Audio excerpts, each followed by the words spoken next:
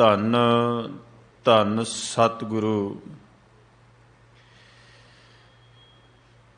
ਗੁਰੂ ਗ੍ਰੰਥ ਸਾਹਿਬ ਮਹਾਰਾਜ ਪਾਤਸ਼ਾਹ ਜੀ ਦੀ ਪਾਵਨ ਪਵਿੱਤਰ ਹਜ਼ੂਰੀ ਅੰਦਰ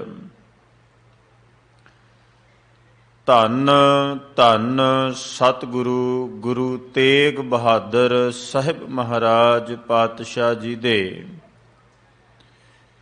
ਸ਼ਹੀਦੀ ਅਸਥਾਨ ਗੁਰਦੁਆਰਾ ਸੀਸਗੰਜ ਸਾਹਿਬ ਵਿਖੇ ਅੰਮ੍ਰਿਤ ਵੇਲੇ ਦੇ ਦੀਵਾਨਾਂ ਵਿੱਚ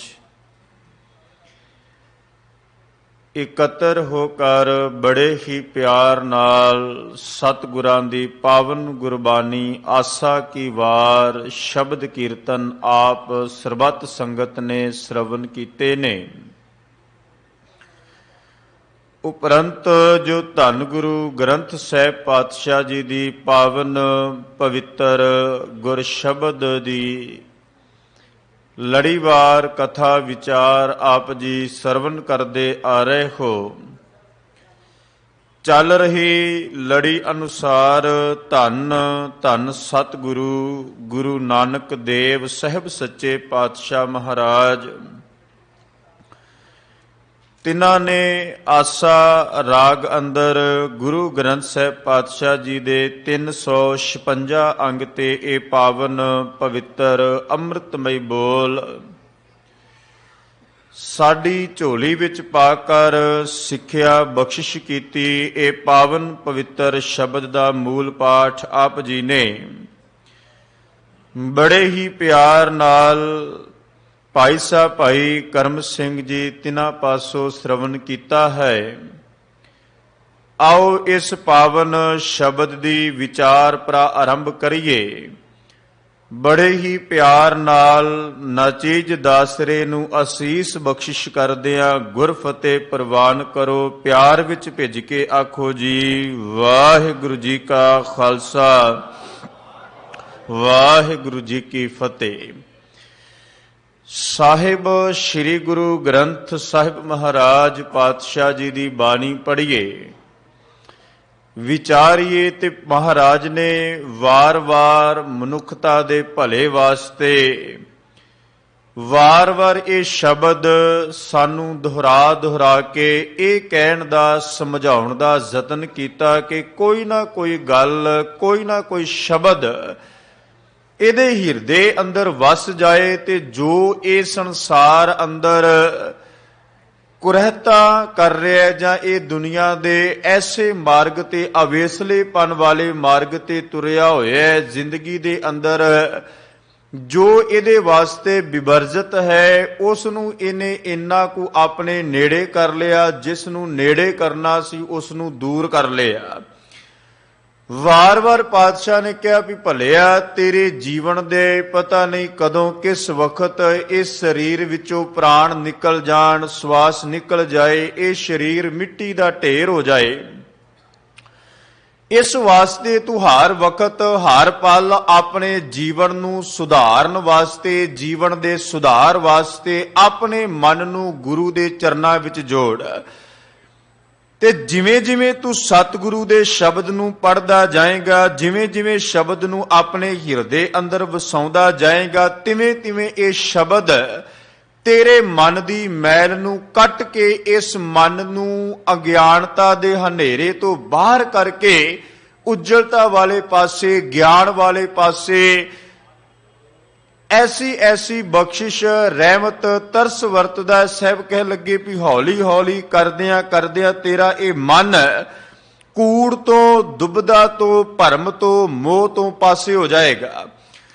ਅੱਜ ਜੋ ਸਤਿਗੁਰੂ ਨੇ ਰਹਿਮਤ ਕੀਤੀ, ਪਾਤਸ਼ਾਹ ਕਹਿੰਦੇ ਵੀ ਜਿਹੜਾ ਮੋਹ ਹੈ ਨਾ, ਮੋਹ ਤੋਂ ਭਾਵ ਜਿਹੜਾ ਲਗਨ ਹੈ, ਕਿਸੇ ਚੀਜ਼ ਦੀ ਮੁਹੱਬਤ ਹੈ, ਸਨੇਹ ਹੈ, ਸਾਹਿਬ ਕਹਿੰਦੇ ਉਹਨੂੰ ਆਪਣੇ ਜੀਵਨ ਦੇ ਵਿੱਚੋਂ ਪਾਸੇ ਕਰ। ਜਦੋਂ ਤੱਕ ਇਸ ਮੋਹ ਨੂੰ ਤਜਦਾ ਨਹੀਂ, ਇਸ ਮੋਹ ਨੂੰ ਛੱਡਦਾ ਨਹੀਂ, ਜਦੋਂ ਤੱਕ ਤੇਰੀ ਕਿਸੇ ਚੀਜ਼ ਤੇ ਪਕੜ ਹੈ, ਬੰਦਾ ਕਹਿੰਦਾ ਵੀ ਆਹ ਚੀਜ਼ ਮੇਰੇ ਬੜੇ ਮਨ ਨੂੰ ਲੱਗ ਗਈ, ਬੜੀ ਪਸੰਦ ਹੈ, ਇਹਨੂੰ ਆਪਣੇ ਤੋਂ ਪਾਸੇ ਕਰਨਾ, ਇਹਨੂੰ ਆਪਣੇ ਤੋਂ ਲਾਂਭੇ ਕਰਨਾ, ਆਪਣੇ ਤੋਂ ਵੱਖ ਕਰਨਾ ਮੇਰੇ ਵਾਸਤੇ ਬੜਾ ਔਖਾ ਹੈ, ਮੈਂ ਨਹੀਂ ਕਰ ਸਕਦਾ।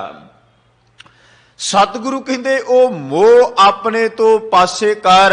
ਜਦੋਂ ਸਤਿਗੁਰੂ ਦੀ ਬਾਣੀ ਪੜ੍ਹਦੇ ਆ ਤੇ ਜਿਵੇਂ ਅਸੀਂ ਵਿਆਕਰਨਕ ਢੰਗ ਨਾਲ ਬਾਣੀ ਪੜ੍ਹੀਏ, ਜਿਵੇਂ ਇੱਥੇ ਮੋਹ ਦੇ ਹਾਹੇ ਨੂੰ ਔਂਕੜ ਹੈ, ਇੱਥੇ ਇਹਦਾ ਅਰਥ ਵਿਦਵਾਨ ਜਨਾਂ ਨੇ ਕੀਤਾ ਲਗਨ, ਸਨੇਹ ਕਹਿ ਲਈਏ, ਪ੍ਰੇਮ ਕਹਿ ਲਈਏ, ਪਿਆਰ ਕਹਿ ਲਈਏ, ਮੁਹੱਬਤ ਕਹਿ ਲਈਏ। ਜਿੱਥੇ ਹਾਹਾ ਮੁਕਤਾ ਆ ਜਾਂਦਾ ਹੈ, ਉੱਥੇ ਜਿਹੜੇ ਆਪਾਂ ਪੰਜ ਵਿਕਾਰ ਕਾਮ, ਕ੍ਰੋਧ, ਲੋਭ, ਮੋਹ, ਅਹੰਕਾਰ ਪੜ੍ਹਦੇ ਆ, ਉੱਥੇ ਉਹ ਵਿਕਾਰ ਦੇ ਰੂਪ ਵਿੱਚ ਆਉਂਦਾ ਹੈ। ਇੱਥੇ ਹਾਹੇ ਨੂੰ ਔਂਕੜ, ਇਹਦੇ ਤੋਂ ਭਾਵ ਹੈ ਵੀ ਕਿਸੇ ਚੀਜ਼ ਨਾਲ ਲਗਨ ਜਾਂ ਪਰਿਵਾਰ ਦੀ ਗੱਲ ਕਰ ਲਈਏ, ਪਰਿਵਾਰ ਦੇ ਨਾਲ ਪ੍ਰੇਮ। ਭਾਈ ਸਾਹਿਬ ਭਾਈ ਕਾਹਨ ਸਿੰਘ ਨਾਭਾ ਨੇ ਗੁਰਮਤਿ ਮਾਰਤੰਡ ਵਿੱਚ ਜਦੋਂ ਮੋਹ ਦੀ ਪਰਿਭਾਸ਼ਾ ਲਿਖੀ ਨਾ, ਤੇ ਉਹਨਾਂ ਨੇ ਇਹ ਬਚਨ ਲਿਖੇ, ਕਹਿ ਲੱਗੇ ਵੀ ਆਪਣੇ ਫਰਜ਼ ਦੀ ਪਾਲਣਾ ਕਰਨਾ। ਆਪਣੇ ਫਰਜ਼ ਦੀ ਪਾਲਣਾ, ਹੁਣ ਜਿਵੇਂ ਪਰਿਵਾਰ ਹੈ ਤੇ ਸਾਡਾ ਫਰਜ਼ ਹੈ ਵੀ ਪਰਿਵਾਰ ਦੀ ਪਾਲਣਾ ਕਰਨਾ। ਧੀਆਂ ਪੁੱਤਰ ਨੇ, ਹੋਰ ਰਿਸ਼ਤੇ ਨਾਤੇ ਨੇ, ਦੁੱਖ ਸੁੱਖ ਹੈ, ਬੰਦੇ ਨੇ, ਪਰਿਵਾਰਕ ਹੈ, ਗ੍ਰਸਤੀ ਜੀਵਨ ਵਿਚਰਨਾ ਹੈ। ਤੇ ਇਹ ਸਮਾਜ ਦੇ ਅੰਦਰ ਆਪਣੇ ਫਰਜ਼ ਦੀ ਪਾਲਣਾ ਕਰਨਾ। ਜੋਗ, ਸਨੇਹ ਅਰ ਪ੍ਰੇਮ ਉਹ ਮੋਹ ਨਹੀਂ ਹੈ। ਜੋਗ ਉਹਨਾਂ ਲਿਖਿਆ, ਜੋਗ ਜਿੰਨਾ ਕੁ ਇਸ ਸੰਸਾਰ ਦੇ ਅੰਦਰ ਵਰਤਣ ਦਾ ਇਹ ਨਾ ਹੋਵੇ ਵੀ ਬੰਦਾ ਇੰਨਾ ਕੁ ਮੋਹ ਦੇ ਵਿੱਚ ਖਚਿਤ ਹੋ ਜਾਵੇ, ਪਰਿਵਾਰ ਵਿੱਚ ਖਚਿਤ ਹੋ ਜਾਵੇ, ਰਿਸ਼ਤੇਦਾਰੀਆਂ ਵਿੱਚ ਖਚਿਤ ਹੋ ਜਾਵੇ, ਜਾਂ ਦੁਨੀਆ ਦੇ ਹੋਰ ਪਦਾਰਥਾਂ ਵਿੱਚ ਬਿਲਕੁਲ ਐਨ ਭਿੱਜ ਜਾਵੇ, ਡੁੱਬ ਜਾਵੇ, ਤੇ ਜਿਸ ਮਕਸਦ ਮਨੋਰਥ ਵਾਸਤੇ ਇਸ ਸੰਸਾਰ ਵਿੱਚ ਆਇਆ ਉਹ ਭੁੱਲ ਜਾਵੇ। ਸਾਹਿਬ ਕਹਿੰਦੇ ਇਸੇ ਵਾਸਤੇ ਜਿਹੜਾ ਨਿਰੰਕਾਰ ਨੂੰ ਜਪਣ ਵਾਲਾ ਹੈ, ਅਕਾਲ ਪੁਰਖ ਦੀ ਆਰਾਧਨਾ ਕਰਨ ਵਾਲਾ ਹੈ, ਉਹ ਇਸ ਸੰਸਾਰ ਦੇ ਅੰਦਰ ਰਹਿੰਦਾ ਹੋਇਆ, ਜਗਤ ਵਿੱਚ ਰਹਿੰਦਾ ਹੋਇਆ, ਇਹਨਾਂ ਸਭਨਾਂ ਤੋਂ ਵੱਖ ਹੋ ਕੇ ਆਪਣਾ ਜੀਵਨ ਬਤੀਤ ਕਰਦਾ ਹੈ। ਜਿਵੇਂ ਸ਼੍ਰੀਮਾਨ ਭਾਈ ਸਾਹਿਬ ਭਾਈ ਗੁਰਦਾਸ ਸਾਹਿਬ ਨੇ ਬੜੇ ਪਿਆਰੇ ਬਚਨ ਕਹੇ। ਭਾਈ ਸਾਹਿਬ ਕਹਿੰਦੇ ਵੀ ਇਸ ਸੰਸਾਰ ਦੇ ਅੰਦਰ ਨਾ, ਜਿਵੇਂ ਆਪਾਂ ਹੁਣ ਦਿਨ ਚੜ੍ਹਿਆ ਤੇ ਆਕਾਸ਼ ਵਿੱਚ ਬੰਦਾ ਆਪਣੀ ਨਜ਼ਰ ਉਠਾ ਕੇ ਵੇਖ ਲੈ, ਤੇ ਜਿਹੜਾ ਰਾਤੀ ਤਾਰਿਆਂ ਦੀ ਮੰਡਲੀ ਨਜ਼ਰ ਆ ਰਹੀ ਸੀ, ਬੜਾ ਤਾਰਾ, ਸਾਰਾ ਆਕਾਸ਼ ਤਾਰਿਆਂ ਨਾਲ ਭਰਿਆ ਪਿਆ ਸੀ, ਉਹਦੇ ਵਿੱਚੋਂ ਇੱਕ ਵੀ ਤਾਰਾ ਨਜ਼ਰ ਨਹੀਂ ਆ ਰਿਹਾ। ਹੁਣ ਤਾਰੇ ਤੇ ਹੈ, ਆਕਾਸ਼ ਦੇ ਵਿੱਚ ਤਾਰੇ ਤੇ ਹੈ, ਪਰ ਸੂਰਜ ਦੀ ਉਜਲਤਾ ਨੇ, ਸੂਰਜ ਦੀ ਰੋਸ਼ਨੀ ਨੇ ਉਹਨਾਂ ਸਾਰਿਆਂ ਨੂੰ ਆਪਣੀ ਰੋਸ਼ਨੀ ਹੇਠ ਲੁਕਾ ਲਿਆ, ਉਹਨਾਂ ਦਾ ਪ੍ਰਤਾਪ ਢੱਕ ਦਿੱਤਾ, ਲੁਕੋ ਦਿੱਤਾ।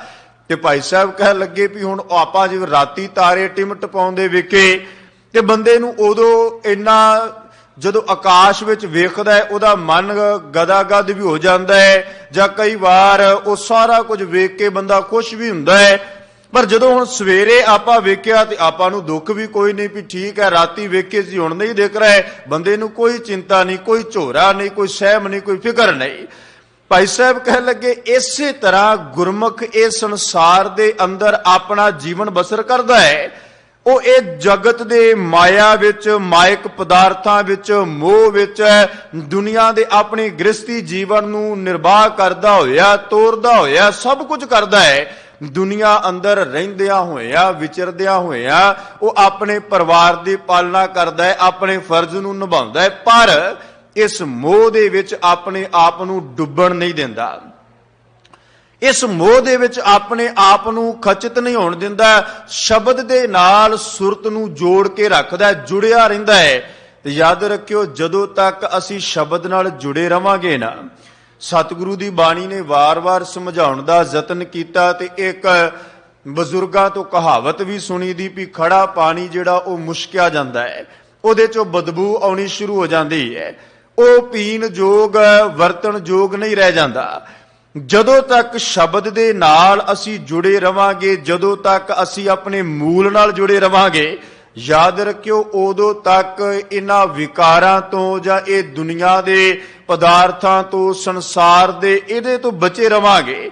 ਜਿਸ ਦਿਨ ਅਸੀਂ ਆਪਣੇ ਮੂਲ ਤੋਂ ਲਾਂਭੇ ਹੋ ਗਏ, ਆਪਣੇ ਮੂਲ ਤੋਂ ਟੁੱਟ ਗਏ, ਪਾਸੇ ਹੋ ਗਏ, ਜਿਸ ਦਿਨ ਸਾਨੂੰ ਗੁਰੂ ਭੁੱਲ ਗਿਆ, ਜਿਸ ਦਿਨ ਗੁਰੂ ਦਾ ਸ਼ਬਦ ਭੁੱਲ ਗਿਆ, ਜਦੋਂ ਅਸੀਂ ਸੰਗਤ ਵਿੱਚੋਂ ਆਉਣੋਂ ਹਟ ਗਏ, ਜਦੋਂ ਅਸੀਂ ਦੁਨੀਆ ਦੇ ਪਦਾਰਥਾਂ ਨੂੰ ਭੋਗਣਾ ਸ਼ੁਰੂ ਕਰ ਦਿੱਤਾ, ਹੋਰ ਸਭ ਕੁਝ ਕਰਨਾ ਸ਼ੁਰੂ ਕਰ ਦਿੱਤਾ, ਤੇ ਸਤਿਗੁਰੂ ਕਹਿਣ ਲੱਗੇ ਵੀ ਇਹਦਾ ਕਰਮ ਜਿਹੜਾ ਹੈ ਨਾ ਉਹ ਐਸਾ ਬਣ ਗਿਆ। ਸਤਿਗੁਰੂ ਦੀ ਬਾਣੀ ਨੇ ਸਮਝਾਇਆ, ਮਹਾਰਾਜ ਕਹਿੰਦੇ ਜੋ ਭਰਾਇਓ ਸੋਈ ਆਪਣਾ। ਮਹਾਰਾਜ ਧੰਨ ਗੁਰੂ ਅਰਜਨ ਦੇਵ ਸਾਹਿਬ ਪਾਤਸ਼ਾਹ ਕਹਿੰਦੇ ਵੀ ਜੋ ਪਰਾਇਆ ਹੈ, ਜਿਹੜਾ ਇਹਦੇ ਤੋਂ ਵੱਖ ਹੈ, ਜਿਹੜਾ ਇਹਦੇ ਨਾਲ ਨਿਭਣ ਵਾਲਾ ਨਹੀਂ, ਜਿਹੜਾ ਇਹਦੇ ਨਾਲ ਤੁਰਨ ਵਾਲਾ ਨਹੀਂ, ਜੋ ਪਰਾਇਓ ਸੋਈ ਆਪਣਾ। ਮਹਾਰਾਜ ਕਹਿੰਦੇ ਜਿਹੜੀ ਚੀਜ਼ ਇਹਦੇ ਵਾਸਤੇ ਪਰਾਈ ਹੈ, ਆਖਦਾ ਇਹ ਮੇਰੀ ਹੈ।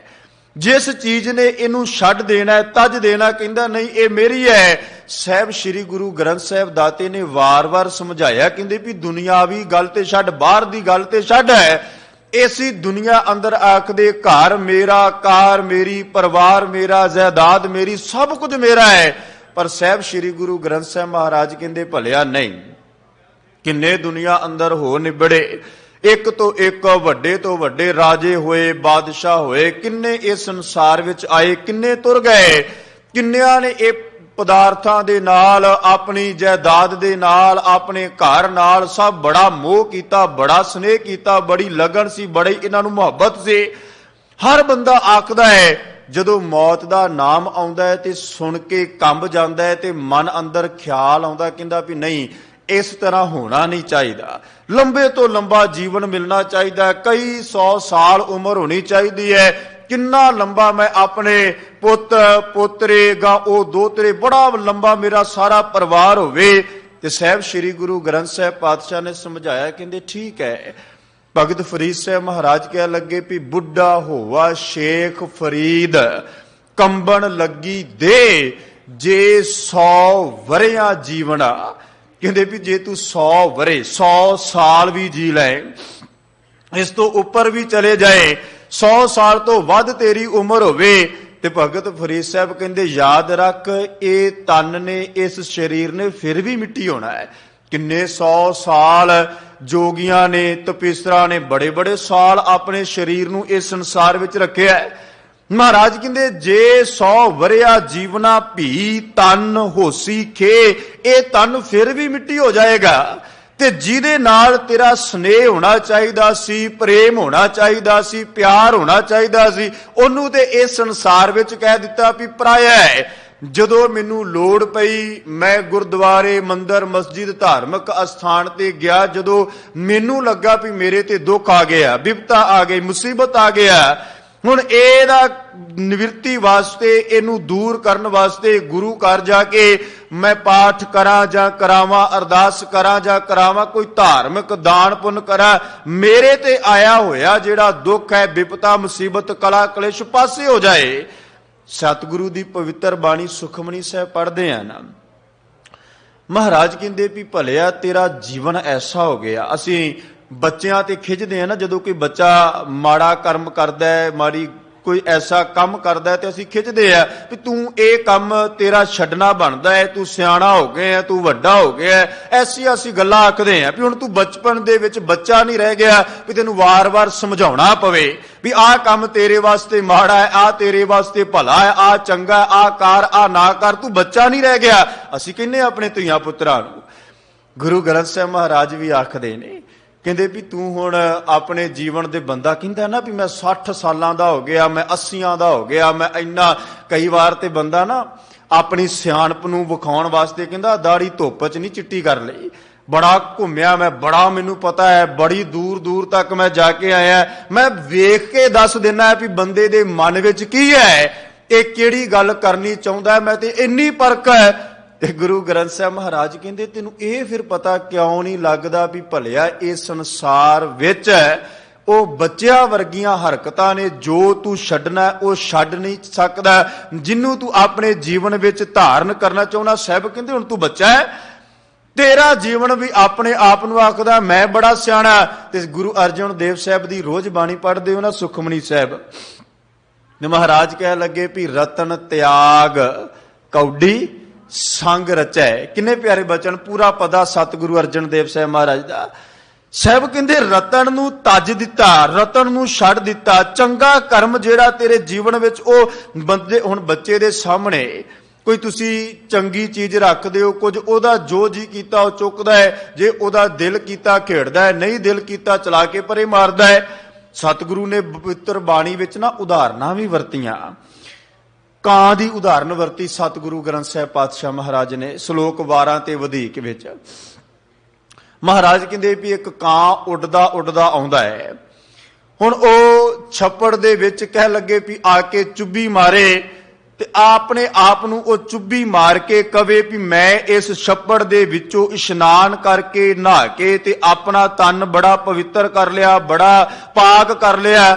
ਸਾਹਿਬ ਕਹਿ ਲੱਗੇ ਭਲਿਆ ਦੁਨੀਆ ਦੇ ਪਦਾਰਥਾਂ ਦੇ ਇਹ ਚਿੱਕੜ ਦੇ ਇਹ ਮੋਹ ਦੇ ਚਿੱਕੜ ਵਿੱਚ ਕਿੰਨਾ ਵੀ ਤੂੰ ਮਲ ਮਲ ਕੇ ਨਹਾਉਂਦਾ ਰਵੇਂ, ਯਾਦ ਰੱਖੀ ਇਹ ਸਰੀਰ, ਇਹ ਤਨ, ਇਹ ਮਨ ਤੇਰੀ ਸੁਰਤ ਹੈ, ਤੇਰੀ ਮਤ ਪਵਿੱਤਰ ਨਹੀਂ। ਸਗੋਂ ਸਾਹਿਬ ਕਹਿੰਦੇ ਜਿਵੇਂ ਉਹਦੀ ਚੁੰਝ ਦੇ ਵਿੱਚ ਗੰਦਗੀ ਭਰ ਗਈ, ਉਹਨੇ ਆਪਣੀ ਚੁੰਝ ਦੇ ਵਿੱਚ ਗੰਦਗੀ ਨੂੰ ਭਰ ਲਿਆ, ਇਸੇ ਤਰ੍ਹਾਂ ਸਮਾਜ ਅੰਦਰ ਵਿਚਰਦਿਆਂ ਹੋਇਆਂ ਦੁਨੀਆ ਦੇ ਮੋਹ ਦੇ ਚਿੱਕੜ ਦੇ ਵਿੱਚ ਤੂੰ ਗੰਦਾ ਹੀ ਹੋਵੇਂਗਾ, ਤੂੰ ਪਵਿੱਤਰ ਨਹੀਂ ਹੋਵੇਂਗਾ।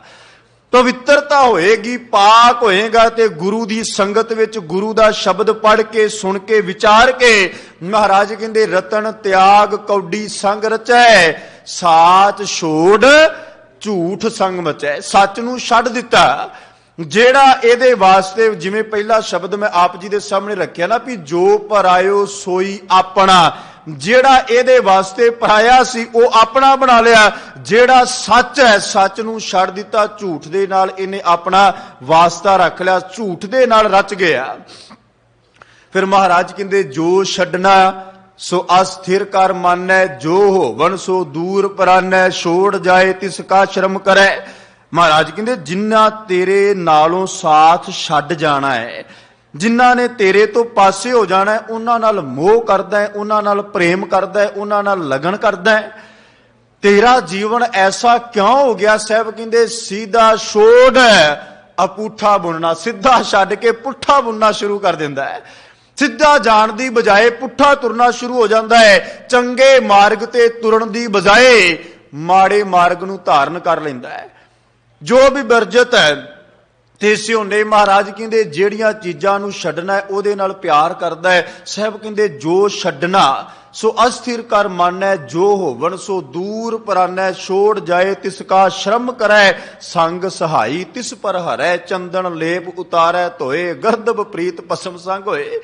ਮਹਾਰਾਜ ਕਹਿੰਦੇ ਕੈਸਾ ਤੇਰਾ ਜੀਵਨ ਹੈ ਭਲਿਆ, ਤੂੰ ਜਿੰਨਾ ਜਿੰਨਾ ਸਤਿਗੁਰੂ ਦੀ ਪਵਿੱਤਰ ਬਾਣੀ ਕਹਿੰਦੀ ਵੀ ਠੀਕ ਹੈ। ਪਵਿੱਤਰ ਮਹਾਰਾਜ ਸਾਹਿਬ ਨੇ ਕਿਹਾ ਵੀ ਭਲਿਆ ਤੂੰ ਆਪਣੇ ਗੁਰੂ ਨਾਲ ਮੋਹ ਕਰ। ਸਾਹਿਬ ਨੇ ਉੱਥੇ ਵੀ ਸ਼ਬਦ ਵਰਤਿਆ। ਸਤਿਗੁਰੂ ਕਹਿੰਦੇ ਵੀ ਇਹ ਮੇਰੇ ਮਨਾ, ਹੈ ਮੇਰੇ ਮਨ, ਤੂੰ ਆਪਣੇ ਸਤਿਗੁਰੂ ਨਾਲ ਮੋਹ ਕਰ। ਮੋਹ ਤੋਂ ਭਾਵ ਉਹ ਵਿਕਾਰਾਂ ਵਾਲਾ ਮੋਹ ਨਹੀਂ, ਮੋਹ ਤੋਂ ਭਾਵ ਹੈ ਪ੍ਰੇਮ ਕਰ, ਪਿਆਰ ਕਰ, ਸਨੇਹ ਕਰ।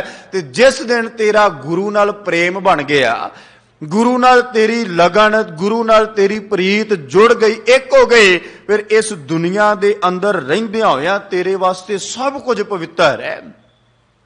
ਜਿਵੇਂ ਭਾਈ ਸਾਹਿਬ ਭਾਈ ਗੁਰਦਾਸ ਸਾਹਿਬ ਨੇ ਉਦਾਹਰਨਾਂ ਵਰਤੀਆਂ, ਕਹਿੰਦੇ ਵੀ ਜੈਸੇ ਕੁਲਾ ਬਧੂ ਅੰਗ ਰਚਤ ਸ਼ਿੰਗਾਰ ਖੋੜ, ਤੇਈ ਨਾਰ ਗਨਕਾ ਰਚਤ ਸ਼ਿੰਗਾਰ ਸਕਲ ਸ਼ਿੰਗਾਰ ਜੀ। ਭਾਈ ਸਾਹਿਬ ਕਹਿ ਲੱਗੇ ਵੀ ਜਿਵੇਂ ਇੱਕ ਕੁਲਾ ਬਧੂ, ਇੱਕ ਚੰਗੇ ਪਰਿਵਾਰ ਦੀ ਨੂੰਹ ਕਹਿ ਲਓ, ਇਸਤਰੀ ਕਹਿ ਲਓ, ਆਪਣੇ ਤਨ ਤੇ ਸ਼ਿੰਗਾਰ ਕਰਦੀ ਹੈ, ਆਪਣੇ ਤਨ ਤੇ ਕਈ ਤਰ੍ਹਾਂ ਦੇ ਸ਼ਿੰਗਾਰ ਧਾਰਨ ਕਰਦੀ ਹੈ। ਭਾਈ ਸਾਹਿਬ ਕਹਿੰਦੇ ਉਸੇ ਤਰ੍ਹਾਂ ਦੇ ਹੂਬਹੂ ਸ਼ਿੰਗਾਰ ਇੱਕ ਵੇਸ਼ਵਾ ਆਪਣੇ ਤਨ ਤੇ ਧਾਰਦੀ ਹੈ। ਇੱਕ ਕੁਲਾ ਬਧੂ ਹੈ, ਚੰਗੇ ਪਰਿਵਾਰ ਦੀ ਇਸਤਰੀ ਨੂੰਹ ਹੈ, ਇੱਕ ਪਾਸੇ ਵਿਕਾਰਾਂ ਦੇ ਨਾਲ ਭਰੀ ਹੋਈ ਵੇਸ਼ਵਾ ਹੈ, ਉਹ ਵੀ ਆਪਣੇ ਤਨ ਤੇ ਸ਼ਿੰਗਾਰ ਕਰਦੀ, ਸਕਲ ਸ਼ਿੰਗਾਰ ਉਹਦਾ ਵੀ ਉਹਦੇ ਵਰਗਾ ਹੈ। ਪਰ ਕਹਿੰਦੇ ਵੀ ਇੱਕ ਕੁਲਾ ਬਧੂ ਦਾ ਸ਼ਿੰਗਾਰ ਤੇ ਇੱਕ ਵੇਸ਼ਵਾ ਦਾ ਸ਼ਿੰਗਾਰ ਭਾਵੇਂ ਦੁਨੀਆ ਦੀ ਅੱਖ ਤੋਂ ਵੇਖੀਏ ਤੇ ਇੱਕੋ ਜਿਹਾ ਹੈ, ਪਰ ਉਹਦੇ ਵਿੱਚ ਭੇਦ ਬੜਾ ਹੈ, ਫਰਕ ਬੜਾ ਹੈ। ਕਹਿ ਲੱਗੇ ਵੀ ਇੱਕ ਕੁਲਾ ਬਧੂ ਸੇਜਾ ਸਮੈ ਰਮੈ ਪਧਾਰ ਏਕ ਹੈ। ਇੱਕ ਚੰਗੇ ਘਰ ਦੀ ਇਸਤਰੀ ਆਪਣੇ ਪਤੀ ਦੀ ਪ੍ਰਾਪਤੀ ਵਾਸਤੇ, ਇੱਕ ਸੇਜਾ ਦੀ ਪ੍ਰਾਪਤੀ ਵਾਸਤੇ ਸ਼ਿੰਗਾਰ ਕਰਦੀ ਹੈ। ਤੇ ਦੂਜੇ ਪਾਸੇ ਭਾਈ ਸਾਹਿਬ ਕਹਿੰਦੇ ਜਿਹੜੀ ਵੇਸ਼ਵਾ ਗਨਕਾ ਹੈ, ਉਹ ਤੋਂ ਅਨੇਕਾਂ ਦੇ ਨਾਲ ਵੀ ਵਿਚਾਰ ਕਰਨ ਵਾਸਤੇ ਆਪਣੇ ਤਨ ਤੇ ਸ਼ਿੰਗਾਰ ਧਾਰਨ ਕਰਦੀ ਹੈ। ਭਾਈ ਸਾਹਿਬ ਕਹਿੰਦੇ ਇਸੇ ਤਰ੍ਹਾਂ ਜਿਹੜਾ ਗੁਰਮੁਖ ਦਾ ਇਹ ਸੰਸਾਰ ਅੰਦਰ ਵਿਚਰਨਾ ਹੈ ਨਾ, ਉਹਦੇ ਵਾਸਤੇ ਇਹ ਸਭ ਕੁਝ ਤੈਸੇ ਗੁਰ ਸਿੱਖਣ ਪਰਮ ਪਵਿੱਤਰ ਮਾਇਆ, ਗੁਰੂ ਦੇ ਸਿੱਖਾਂ ਵਾਸਤੇ ਇਹ ਮਾਇਆ ਪਵਿੱਤਰ ਹੈ, ਕਿਉਂਕਿ ਇਹ ਇਸ ਮਾਇਆ ਨੂੰ ਜੀਵਨ ਦੇ ਨਿਰਵਾਹ ਵਾਸਤੇ ਵਰਤਦਾ ਹੈ। ਜੀਵਨ ਦੇ ਨਿਰਵਾਹ ਵਾਸਤੇ, ਵੀ ਇਹਦੀ ਲੋੜ ਹੈ, ਜਿੱਥੇ ਜਿੱਥੇ ਲੋੜ ਹੈ ਓਨੀ ਓਨੀ ਮਾਇਆ ਉੱਥੇ, ਪਰ ਇਹਦੇ ਵਿੱਚ ਆਪਣਾ ਸਭ ਕੁਝ ਖਚਤ ਨਹੀਂ ਕਰ ਦਿੰਦਾ, ਆਪਣਾ ਆਪ ਇਸ ਮਾਇਆ ਦੇ ਹਵਾਲੇ ਨਹੀਂ ਕਰ ਦਿੰਦਾ, ਮੋਹ ਦੇ ਹਵਾਲੇ ਨਹੀਂ ਕਰ ਦਿੰਦਾ। ਗੁਰੂ ਨਾਨਕ ਸਾਹਿਬ ਮਹਾਰਾਜ ਕਹਿ ਲੱਗੇ, ਮੋਹ ਕੁਟੰਬ ਮੋਹ ਸਬਕਾਰ। ਕਹਿੰਦੇ ਭਲਿਆ ਇਹ ਦੁਨੀਆ ਦੇ ਅੰਦਰ ਜਿਹੜਾ ਕੁਟੰਬ ਪਰਿਵਾਰ, ਮੋਹ ਸਭ ਕਾਰ ਤੋਂ ਭਾਵ ਹੈ ਜੋ ਆਪਾਂ ਸਮਾਜ ਦੇ ਅੰਦਰ ਦੁਨੀਆ ਦੇ ਅੰਦਰ ਵਿਚਰਦੇ ਆ। ਕਹਿੰਦੇ ਤੇਰੇ ਵਾਸਤੇ ਪਰਿਵਾਰ ਵੀ ਮੋਹ ਬਣ ਗਿਆ, ਤੇਰੇ ਵਾਸਤੇ ਕਾਰ ਦੁਨੀਆ ਦੇ ਅੰਦਰ ਵਿਚਰਨਾ, ਕਾਰ ਕਰਨੀ, ਸਭ ਕੁਝ ਉਹ ਵੀ ਮੋਹ ਬਣ ਗਿਆ। ਬੰਦਾ ਕਹਿੰਦਾ ਵੀ ਅੱਜ ਤੇ ਲੇਟ ਹੋ ਗਿਆ, ਗੁਰਦੁਆਰੇ ਆਉਂਦਾ ਮੱਥਾ ਟੇਕ ਲਾਂਗਾ ਜਾਂ ਮੰਦਰ ਮਸਜਿਦ ਕਿਤੇ ਵੀ ਜੋ ਉਹਦਾ ਇਸ਼ਟ ਹੋਵੇ, ਕਹਿੰਦਾ ਵੀ ਹੁਣ ਲੇਟ ਹੋ ਗਿਆ, ਫਟਾਫਟ ਆਪਣੀ ਡਿਊਟੀ ਤੇ ਪਹੁੰਚਣਾ ਹੈ, ਇੱਥੇ ਆਉਂਦਾ ਮੱਥਾ ਟੇਕ ਲਵਾਂਗਾ, ਆਉਂਦਾ ਫੇਰ ਆਖਦਾ ਵੀ ਬੜਾ ਲੇਟ ਹੋ ਗਿਆ, ਘਰ ਪਹੁੰਚਦਾ ਥੱਕਿਆ ਪਿਆ। ਸਾਹਿਬ ਕਹਿੰਦੇ ਉਹ ਸਭ ਕੁਝ ਤੇਰੇ ਵਾਸਤੇ ਮੋਹ ਬਣ ਗਿਆ, ਜਿਨਨੇ ਇਹ ਸਭ ਕੁਝ ਦਿੱਤਾ, ਜਿਨਨੇ ਸਭ ਕੁਝ ਦੇ ਕੇ ਤੈਨੂੰ ਨਵਾਜਿਆ, ਜਿਹਦੀ ਰਹਿਮਤ ਜਿਹਦੇ ਤਰਸ ਦੇ ਨਾਲ ਸਭ ਕੁਝ ਤੈਨੂੰ ਮਿਲਿਆ, ਉਹ ਤੇਰੇ ਵਾਸਤੇ ਕਹਿ ਲੱਗੇ ਵੀ ਸਮਾਂ ਕੱਢਣਾ ਮਨੁੱਖ ਵਾਸਤੇ, ਬੰਦੇ ਵਾਸਤੇ ਬੜਾ ਔਖਾ ਹੋ ਜਾਂਦਾ ਹੈ। ਪਾਠ ਕਰਨਾ, ਨਿਤਨੇਮ ਕਰਨਾ ਬੰਦੇ ਵਾਸਤੇ ਬੜਾ ਔਖਾ ਹੋ ਜਾਂਦਾ ਹੈ। ਸਾਹਿਬ ਕਹਿੰਦੇ ਕਿਉਂਕਿ ਕੁਟੰਬ ਤੇ ਕਾਰ ਸਭ ਕੁਝ ਹੈ, ਇਹਦੇ ਸਾਹਮਣੇ ਮੋਹ ਦੀਆਂ ਲੱਗਣ ਦੀਆਂ ਬਹੁਤ ਵੱਡੀਆਂ ਵੱਡੀਆਂ ਦੀਵਾਰਾਂ ਖੜੀਆਂ ਹੋ ਗਈਆਂ, ਬਹੁਤ ਵੱਡਾ। ਪਰ ਜਿਨ੍ਹਾਂ ਦੇ ਅੰਦਰ ਸਤਿਗੁਰੂ ਨਾਲ ਪ੍ਰੇਮ ਹੋਵੇ ਨਾ, ਗੁਰੂ ਨਾਲ ਪਿਆਰ ਹੋਵੇ, ਕਿਉਂਕਿ ਮੈਂ ਪਹਿਲਾਂ ਬੇਨਤੀ ਕੀਤੀ, ਸਤਿਗੁਰੂ ਅਰਜਨ ਦੇਵ ਸਾਹਿਬ ਨੇ ਰਹਿਮਤ ਕੀਤੀ, ਕਹਿੰਦੇ ਵੀ ਆਪਣੇ ਗੁਰੂ ਨਾਲ ਮੋਹ ਕਰ, ਪ੍ਰੇਮ ਕਰ। ਤੇ ਬਾਬਾ ਫਰੀਦ ਸਾਹਿਬ ਦੇ 2 ਸ਼ਲੋਕ ਹੋ ਸਕਦਾ ਆਪ ਰੋਜ਼ਾਨਾ ਕਥਾ ਸੁਣਨ ਵਾਲੇ ਹੋ, ਸੂਝਵਾਨ ਬੈਠੇ ਆਪ ਜੀ ਨੂੰ ਯਾਦ ਵੀ ਹੋਣ। ਭਗਤ ਫਰੀਦ ਸਾਹਿਬ ਕਹਿ ਲੱਗੇ, ਫਰੀਦਾ ਗਲੀਏ ਚਿੱਕੜ ਦੂਰ ਘਰ ਨਾਲ ਪਿਆਰੇ ਨੇ। ਬੜੇ ਪਿਆਰ ਨਾਲ ਸੁਣਿਓ, ਬੜੇ ਭਗਤ ਫਰੀਦ ਸਾਹਿਬ ਨੇ ਕਮਾਲ ਕੀਤੀ ਹੈ। ਕਹਿੰਦੇ ਫਰੀਦਾ ਵੀ ਇਸ ਸੰਸਾਰ ਦੇ ਅੰਦਰ ਨਾ ਜਿਹੜੀਆਂ ਗਲੀਆਂ ਨੇ ਚਿੱਕੜ ਦੇ ਨਾਲ ਭਰੀਆਂ ਭਰੀਆਂ, ਜੇ ਆਪਾਂ ਦੁਨਿਆਵੀ ਤੌਰ ਤੇ ਵੇਖੀਏ, ਬਰਸਾਤ ਹੋਈ ਹੋਵੇ, ਮੀਂਹ ਪਿਆ ਹੋਵੇ, ਚਿੱਕੜ ਹੋਇਆ ਹੋਵੇ, ਐਨ ਉਸ ਮਿੱਟੀ ਵਿੱਚ, ਉਸ ਗਲੀ ਵਿੱਚ ਤੁਰਨਾ ਮੈਨੂੰ ਏਦਾਂ ਲੱਗੇ ਵੀ ਬੜਾ ਮੇਰੇ ਵਾਸਤੇ ਔਖਾ ਹੈ। ਚੱਲਾਂਗਾ ਤਿਲਕ ਕੇ ਡਿੱਗ ਸਕਦਾ ਹੈ, ਕੱਪੜੇ ਖਰਾਬ ਹੋ ਸਕਦੇ, ਸਰੀਰ ਗੰਦਾ ਹੋ ਸਕਦਾ ਹੈ। ਬੰਦਾ ਕਹਿੰਦਾ ਵੀ ਚਲੋ ਜਦੋਂ ਪਾਣੀ ਸੁੱਕ ਜਾਏਗਾ, ਪਾਣੀ ਇੱਧਰ ਉੱਧਰ ਹੋ ਜਾਏਗਾ, ਫਿਰ ਮੈਂ ਆਪਣੀ ਮੰਜ਼ਿਲ ਤੇ ਪਹੁੰਚ ਜਾਵਾਂਗਾ। ਪਰ ਜਦੋਂ ਅਧਿਆਤਮਿਕਤਾ ਦੇ ਤੌਰ ਤੇ ਵੇਖੀਏ ਤੇ ਭਗਤ ਫਰੀਦ ਸਾਹਿਬ ਕਹਿ ਲੱਗੇ ਵੀ ਇਹ ਮੋਹ ਦੇ ਚਿੱਕੜ ਨਾਲ, ਸੰਸਾਰੀ ਪਦਾਰਥਾਂ ਦੇ ਨਾਲ ਇਹ ਗਲੀਆਂ ਭਰੀਆਂ ਪਈਆਂ ਨੇ, ਤੇ ਆਪਣੇ ਖਸਮ ਦੇ, ਆਪਣੇ ਸਤਿਗੁਰੂ ਦੇ ਘਰ ਤੱਕ ਮੈਂ ਪਹੁੰਚਣਾ ਹੈ, ਆਪਣੇ ਪਰਮਾਤਮਾ ਦੇ ਦਰ ਤੱਕ ਪਹੁੰਚਣਾ ਹੈ। ਤੇ ਜੇ ਇਸ ਮੋਹ ਦੇ ਚਿੱਕੜ ਤੋਂ ਡਰ ਕੇ ਘਰ ਬੈਠ ਗਿਆ ਤੇ ਭਗਤ ਫਰੀਦ ਸਾਹਿਬ ਕਹਿੰਦੇ ਪ੍ਰੇਮ ਟੁੱਟ ਜਾਣਾ, ਨੇਹ ਟੁੱਟ ਜਾਣਾ ਹੈ। ਜਿਹੜੀ ਮੁਹੱਬਤ ਹੈ, ਜਿਹੜਾ ਸਨੇਹ ਮੇਰਾ ਕਰਤਾ ਪੁਰਖ ਦੇ ਨਾਲ, ਖੁਦਾ ਦੇ ਨਾਲ ਟੁੱਟ ਜਾਣਾ ਹੈ। ਸੰਗਤ ਵਿੱਚ ਜਾਣਾ ਮੇਰਾ ਟੁੱਟ ਜਾਣਾ, ਗੁਰਮੁਖਾਂ ਦੀ ਸੰਗਤ ਟੁੱਟ ਜਾਣੀ, ਮੇਰਾ ਸਾਰਾ ਕੁਝ ਜਿਹੜਾ ਉਹ ਬਿਲਕੁਲ ਪਿੱਛੇ ਰਹਿ ਜਾਣਾ ਹੈ। ਕਹਿੰਦੇ ਗਲੀਏ ਚਿੱਕੜ ਦੂਰ ਘਰ ਨਾਲ ਪਿਆਰੇ ਨੇ। ਇੱਕ ਪਾਸੇ ਉਹਨਾਂ ਨੇ ਪਹਿਲਾਂ ਕਹਿ ਦਿੱਤਾ ਵੀ ਇਹ ਗਲੀਆਂ ਚਿੱਕੜ ਦੀਆਂ ਭਰੀਆਂ ਪਈਆਂ ਨੇ, ਇੱਥੇ ਕਾਮ ਕ੍ਰੋਧ ਲੋਭ ਮੋਹ ਅਹੰਕਾਰ ਸਭ ਕੁਝ ਐਨ ਭਰਿਆ ਪਿਆ ਹੈ। ਪਰ ਰੱਬ ਨਾਲ ਸਨੇਹ ਹੈ ਨਾ, ਪਰਮਾਤਮਾ ਨਾਲ ਪ੍ਰੇਮ ਹੈ, ਪ੍ਰੀਤ ਹੈ। ਤੇ ਯਾਦ ਰੱਖਿਓ, ਜਦੋਂ ਨੇਹ ਵਿੱਚ ਆ ਕੇ, ਪ੍ਰੇਮ ਵਿੱਚ ਆ ਕੇ ਬੰਦਾ ਸਤਿਗੁਰੂ ਅੱਗੇ ਅਰਦਾਸ ਕਰਦਾ ਨਾ ਵੀ ਦਾਤਾ ਸਨੇਹ ਤੇਰੇ ਨਾਲ ਆਉਣਾ ਤੇਰੇ ਕੋਲ ਹੈ, हे ਸੱਚੇ ਪਾਤਸ਼ਾਹ ਤੇਰੇ ਦਰ ਤੇ ਆ ਕੇ, ਤੇਰੇ ਘਰ ਤੇ ਆ ਕੇ, ਗੁਰੂ ਕੀ ਸੰਗਤ ਵਿੱਚ ਬੈਠ ਕੇ ਸੱਚੇ ਪਾਤਸ਼ਾਹ ਮੈਂ ਤੇਰੀ ਆਰਾਧਨਾ ਕਰਨੀ, ਤੇਰੇ ਅੱਗੇ ਆਪਣਾ ਸੀਸ ਆਉਣਾ ਹੀ ਆਉਣਾ ਹੈ। ਫਿਰ ਸਤਿਗੁਰੂ ਕਈ ਰਸਤੇ ਸਿੱਖ ਦੇ ਸਾਹਮਣੇ ਖੋਲ ਦਿੰਦਾ ਹੈ ਵੀ ਜੇ ਤੂੰ ਜਾਣਾ ਚਾਹਣਾ ਤੇ ਲੈ ਕੇ ਮੈਂ ਜਾਵਾਂਗਾ, ਤੂੰ ਤਿਆਰ ਹੋ, ਤੂੰ ਚੱਲਣ ਵਾਸਤੇ ਤਿਆਰ ਹੋ, ਤੁਰ ਹੈ। ਆਪ ਜੀ ਭਾਈ ਗੁਰਦਾਸ ਸਾਹਿਬ ਜੀ ਦੇ ਬਚਨ ਪੜ੍ਹਦੇ ਹੋ ਨਾ ਵੀ ਚਰਨ ਸ਼ਰਨ ਗੁਰ ਏਕ ਪੈਂਡਾ ਜਾਏ ਚੱਲ, ਸਤ ਗੁਰ ਕੋਟ ਪੈਂਡਾ ਆਗੇ ਹੋਏ ਲੇਤ ਹੈ। ਤੁਹਾਨੂੰ ਸਭ ਨੂੰ ਯਾਦ ਹੈ।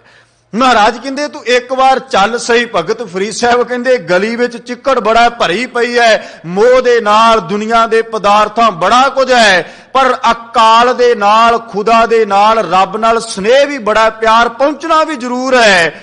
ਤੇ ਫਿਰ ਅਕਾਲ ਪੁਰਖ ਵਾਹਿਗੁਰੂ ਅੰਦਰੋਂ ਆਵਾਜ਼ ਦਿੰਦਾ, ਕਹਿੰਦਾ ਵੀ ਜੇ ਤੂੰ ਪਹੁੰਚਣਾ ਚਾਹੁੰਦਾ ਹੈ ਤੇ ਤੈਨੂੰ ਰਸਤੇ ਵਿੱਚ ਮੈਂ ਇਹ ਪਦਾਰਥਾਂ ਵਿੱਚ ਲਿਬੜ ਨਹੀਂ ਦਵਾਂਗਾ, ਖਚਿਤ ਨਹੀਂ ਹੋਣ ਦਵਾਂਗਾ, ਲੈ ਕੇ ਜਾਵਾਂਗਾ, ਤੁਰ ਸਈ।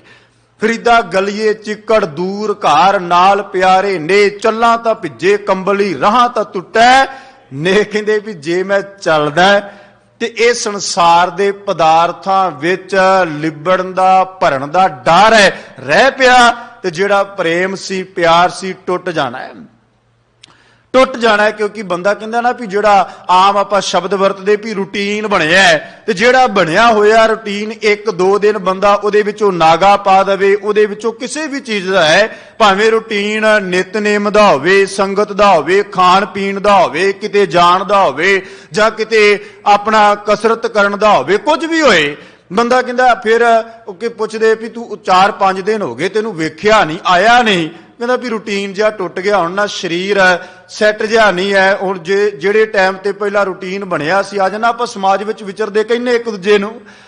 ਸਾਹਿਬ ਕਹਿੰਦੇ ਵੀ ਜੇ ਰਹਿ ਪਿਆ ਤੇ ਮੇਰਾ ਜਿਹੜਾ ਰੂਟੀਨ ਹੈ, ਮੇਰਾ ਜਿਹੜਾ ਨੇਹ ਹੈ, ਸਨੇਹ ਹੈ, ਉਹ ਟੁੱਟ ਜਾਣਾ ਹੈ। ਉਹ ਟੁੱਟ ਗਿਆ, ਇੱਕ ਵਾਰ ਟੁੱਟ ਗਿਆ ਤੇ ਇਹ ਮਨ, ਸਤਿਗੁਰੂ ਦੀ ਬਾਣੀ ਕਹਿੰਦੀ ਨਾ ਵੀ ਬੜਾ ਹਰਾਮੀ ਹੈ, ਇਹ ਮਨ ਬੜਾ ਕੁੱਤਾ ਵੀ ਸ਼ਬਦ ਵਰਤਿਆ ਹੈ। ਸਾਹਿਬ ਕਹਿੰਦੇ ਇੱਕ ਵਾਰ ਇਹ ਵੇਰ ਗਿਆ ਤੇ ਇਸ ਵੇਰੇ ਹੋਏ ਮਨ ਨੂੰ ਉਸ ਮਾਰਗ ਤੇ ਲੈ ਕੇ ਆਉਣਾ ਬੜਾ ਔਖਾ ਹੋ ਜਾਣਾ ਹੈ। ਇੱਕ ਵਾਰ ਸੰਗਤ ਵਿੱਚੋਂ ਰਹਿ ਪਿਆ, ਬਾਹਰ ਚਲੇ ਗਿਆ, ਤੇ ਸਾਹਿਬ ਕਹਿਣ ਲੱਗੇ ਵੀ ਇਸ ਮਨ ਨੂੰ ਫਿਰ ਉਸ ਮਾਰਗ ਤੇ ਲਿਆਉਣਾ ਬੜਾ ਔਖਾ ਹੋ ਜਾਣਾ ਹੈ, ਬੜਾ ਔਖਾ ਹੋ ਜਾਣਾ ਹੈ। ਕਿਤੇ ਸਤਿਗੁਰੂ ਨੇ ਰਹਿਮਤ ਕੀਤੀ, ਮਹਾਰਾਜ ਕਹਿ ਲੱਗੇ ਵੀ ਇਹ ਮੇਰੇ ਵਾਸਤੇ ਅਕਿਰਤ ਘਣਤਾ ਹੋਵੇਗੀ ਜੇ ਮੈਂ ਸਤਿਗੁਰੂ ਦੀ ਸੰਗਤ ਵਿੱਚੋਂ ਇੱਕ ਪਲ ਵੀ ਪਾਸੇ ਹੋ ਗਿਆ, ਮੇਰੇ ਵਾਸਤੇ ਬਹੁਤ ਵੱਡਾ ਇਹ ਜ਼ਿੰਦਗੀ ਦੇ ਅੰਦਰ ਐਸਾ ਦੁੱਖ ਹੋਵੇਗਾ ਜਿਹੜਾ ਦੁੱਖ ਮੇਰੇ ਤੋਂ ਝੱਲਿਆ ਨਹੀਂ ਜਾਣਾ। ਭਗਤ ਸਾਹਿਬ ਕਹਿੰਦੇ ਵੀ ਰਾਹਾਂ ਤਾਂ ਟੁੱਟੈ ਨੇ ਮੇਰਾ ਪ੍ਰੇਮ ਮੇਰਾ ਟੁੱਟ ਜਾਣਾ ਹੈ। ਫਿਰ ਅਗਲੇ ਸ਼ਲੋਕ ਵਿੱਚ ਰਹਿਮਤ ਕੀਤੀ, ਕਹਿ ਲੱਗੇ ਭੇਜੋ ਸਿੱਜੋ ਕੰਬਲੀ ਅੱਲਾ ਵਰਸੋ ਮੇਹ, ਜਾਏ ਮਿਲਾਂ ਤਿਨ ਸੱਜਣਾ ਟੁੱਟੋ ਨਾਹੀ ਨੇ। ਕਹਿੰਦੇ ਵੀ ਮੈਨੂੰ ਜੋ ਮਰਜ਼ੀ ਹੋ ਜਾਏ, ਜੋ ਮਰਜ਼ੀ, ਮੈਂ ਉਹਨਾਂ ਸੱਜਣਾ, ਉਹਨਾਂ ਗੁਰਮੁਖ ਪਿਆਰਿਆਂ ਨੂੰ ਜਾ ਕੇ ਮਿਲਾਂਗਾ ਹੀ ਮਿਲਾਂਗਾ, ਉਹਨਾਂ ਵਿੱਚ ਬੈਠ ਕੇ ਕਰਤੇ ਪੁਰਖ ਨੂੰ, ਖੁਦਾ ਨੂੰ ਯਾਦ ਕਰਨਾ ਹੀ ਕਰਨਾ ਹੈ, ਜੋ ਮਰਜ਼ੀ ਹੋ ਜਾਏ। ਤੇ ਜਦੋਂ ਫਿਰ ਤੁਰ ਪਈਏ ਨਾ, ਚੱਲ ਪਈਏ, ਆਪਣੇ ਘਰੋਂ ਕਦਮ ਬੰਦਾ ਪੁੱਟਦਾ ਤੁਰਨ ਵਾਸਤੇ ਖੁਦਾ ਦੇ ਘਰ ਲਈ, ਤੇ ਫਿਰ ਯਾਦ ਰੱਖਿਓ ਉਹ ਆਪ ਸਹਾਇਕ ਹੁੰਦਾ ਹੈ, ਆਪ ਨਾਲ ਨਾਲ ਤੁਰਦਾ ਹੈ, ਆਪ ਉਹ ਆਪਣੇ ਸਿੱਖ ਦੀ ਪ੍ਰਤਪਾਲਨਾ ਕਰਦਾ ਹੈ, ਕਿਉਂਕਿ ਉਹਦਾ ਸੁਭਾਅ ਹੈ ਸਤਿਗੁਰ ਸਿੱਖ ਕੀ ਕਰੈ ਪ੍ਰਤਪਾਲ, ਸੇਵਕ ਕੋ ਗੁਰ ਸਦਾ ਦਿਆਲ। ਉਹ ਸਦਾ ਦਿਆਲੂ ਹੁੰਦਾ ਹੈ। ਮਹਾਰਾਜ ਕਹਿ ਲੱਗੇ ਵੀ ਜੇਕਰ ਤੇਰੇ ਹਿਰਦੇ ਅੰਦਰ ਪ੍ਰੇਮ ਹੋਵੇ, ਪਿਆਰ ਹੋਵੇ, ਤੇ ਇਹ ਪਰਿਵਾਰ ਵੀ ਤੇਰੇ ਵਾਸਤੇ, ਇਹ ਦੁਨੀਆ ਦੇ ਪਦਾਰਥ ਕਿਰਤ ਵਿਵਹਾਰ ਵੀ ਤੇਰੇ ਵਾਸਤੇ ਖੁਦਾ ਦਾ, ਅੱਲਾ ਦਾ, ਕਰਤਾ ਪੁਰਖ ਵਾਹਿਗੁਰੂ ਦਾ ਕਾਰਜ ਬਣ ਜਾਏ। ਜਿਵੇਂ ਭਗਤ ਤਲੋਚਨ ਸਾਹਿਬ ਜੀ ਦੇ ਬਚਨ ਪੜ੍ਹਦੇ ਹੋ ਨਾ, ਉਹਨਾਂ ਕਹਿ ਦਿੱਤਾ ਸੀ ਨਾ ਵੀ ਇਹ ਸੰਸਾਰ ਦੇ ਅੰਦਰ ਲੋਕਾਂ ਨੂੰ ਤੇ ਲੱਗਦਾ ਵੀ ਮੈਂ ਆਪਣੇ ਹੱਥਾਂ ਨਾਲ, ਜਦੋਂ ਕੋਈ ਮੈਨੂੰ ਵਹਿੰਦਾ ਹੈ ਉਹ ਕਹਿੰਦਾ ਵੀ ਕੰਮ ਹੀ ਕਰੀ ਜਾਂਦਾ ਹੈ, ਆਪਣੇ ਕਾਰੋਬਾਰ ਕਿਰਤ ਵਿਵਹਾਰ ਹੀ ਕਰੀ ਜਾਂਦਾ, ਕਦੇ ਰੱਬ ਦਾ ਨਾਮ ਹੈ। ਤੇ ਉਹ ਬੜੇ ਪਿਆਰ ਨਾਲ ਕਹਿ ਦਿੱਤਾ ਵੀ ਕਹਿੰਦੇ ਵੀ ਹੱਥਾਂ ਤੋਂ ਪੈਰਾਂ ਤੋਂ ਮੈਂ ਇਹ ਸੰਸਾਰ ਅੰਦਰ ਵਿਚਰਨਾ, ਕਿਉਂਕਿ ਮੇਰਾ ਫਰਜ਼ ਹੈ ਪਰਿਵਾਰ ਦੀ ਪਾਲਣਾ ਕਰਨਾ। ਉਹ ਮੋਹ ਨਹੀਂ ਹੈ, ਉਹ ਫਰਜ਼ ਹੈ। ਤੇ ਜਿਹੜਾ ਜੋਗ ਵਰਜੋ ਕਹਿੰਦੇ ਹਾਥ ਪਾਮ ਕਰ ਕਾਮ ਸਭ ਚੀਤ ਨਿਰੰਜਨ ਨਾਲ, ਫਿਰ ਇਹ ਪਰਿਵਾਰ ਦੇ ਵਿੱਚੋਂ ਵੀ ਉਹ ਕਰਤਾ ਪੁਰਖ ਨਿਰੰਕਾਰ ਨਾਲ ਚਿੱਤ ਜੁੜਦਾ ਹੈ, ਦੁਨੀਆ ਦੇ ਕਾਰਜ ਵਿਹਾਰ ਵਿੱਚੋਂ ਵੀ ਕਰਤੇ ਪੁਰਖ ਨਾਲ। ਅੱਗੇ ਮਹਾਰਾਜ ਕਹਿੰਦੇ ਮੋਹ ਤੁਮ ਤਜੋ ਸਗਲ ਵਿਕਾਰ।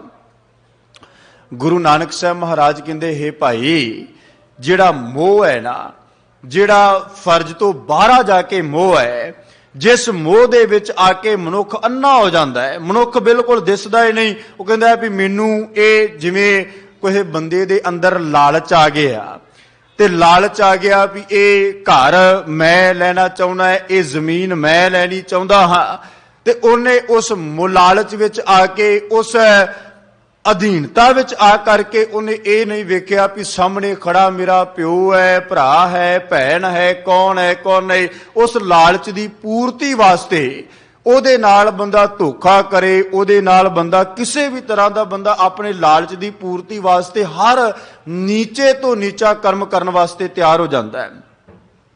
ਸਾਹਿਬ ਕਹਿੰਦੇ ਭਲਿਆ ਇਹ ਸਭ ਕੁਝ ਛੱਡ ਦੇ, ਤਜ ਦੇ, ਜਦੋਂ ਤੱਕ ਤਜੇਗਾ ਨਹੀਂ, ਛੱਡੇਗਾ ਨਹੀਂ, ਉਦੋਂ ਤੱਕ ਤੇਰਾ ਮਨ, ਤੇਰੀ ਸੁਰਤ, ਤੇਰਾ ਹਿਰਦਾ, ਉਦੋਂ ਤੱਕ ਹਾਰਾ। ਕਿ ਸਾਨੂੰ ਨਾ ਸਤਿਗੁਰੂ ਦੀ ਬਾਣੀ ਨੇ ਇਹ ਸ਼ਬਦ ਝੋਲੀ ਚ ਪਾਇਆ।